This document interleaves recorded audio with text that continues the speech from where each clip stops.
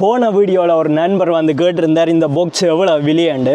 இது வந்து வந்த புதுசில் வந்து 600 சுவிஸ் ஃப்ராங்க். இப்போ குறைஞ்சிட்டு ஒரு 100 ரூபா கிட்ட குறைஞ்சிட்டு. எனக்கு இது வந்து அக்கா தான் கிஃப்ட் பண்ணினவா. அக்கா வாங்கிக்கல வந்து 400 சுவிஸ் ஃப்ராங்க் ஒரு ஆக்சியோனில் வாங்கினவா.